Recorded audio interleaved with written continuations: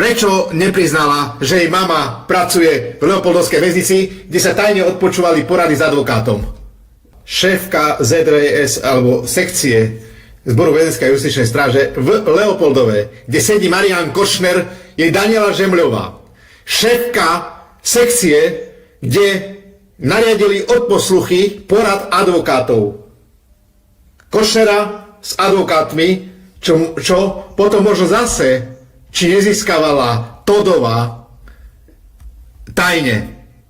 Prečo nepriznala, že jej mama pracuje v Leopoldovskej väznici, kde sa tajne odpočúvali porady s advokátom? A nenosila toto potom Pamele Zaleskej, nepísala o tom články, hej? Všetci to zľahčovali a dneska sa ukazuje ako pravdivé. Však je o tom kvantum článkov. Čiže kto tam nasadil odpočúvanie miestnosti? V Leopoldovskej väznici, alebo kto o tom vedel a všetci sa z toho smiali? A pozrime si. 7.10.2013 zmluva o vypožičke. Žemľová, matka pani Todovej, si požičiava auta zo Zboru väzenskej justičnej stráže na čo? Avia a tak ďalej.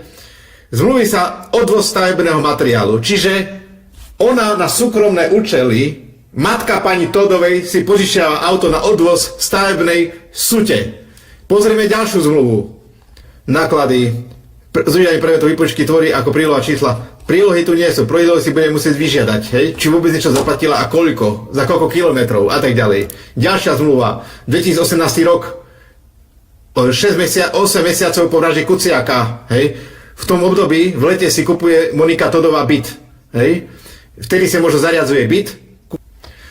Ústav pre výkon trestu odňatia slobody a výkon väzby Daniela Žemľová si požičala autobus, väzenský autobus HC 813, účel prevoz svadobných hostí, prosím pekne, na 5. júla 2014.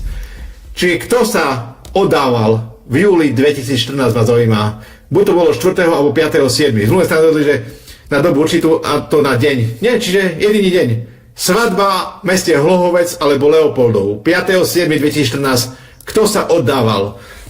Nebola to svadba Moniky Todovej a Mireka Tódu? Opýtam sa.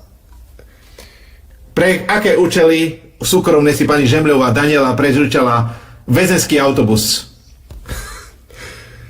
Skutočne sa treba na to pozrieť, či to sú iba náhody, že ona kupoli alebo slúžie so sudkyňou, ktorej píše, dostáva novinárske ceny, zároveň matka jej nosí informácie z Leopoldova, nainštalujú tam odpočúvacie zariadenie na Košera, však to všetko by malo byť zohľadnené v každej jednej otázke. A okamžite pochyby rozplynuté tým, že budú vyvodené nejaké závery a konsekvencie voči tomu.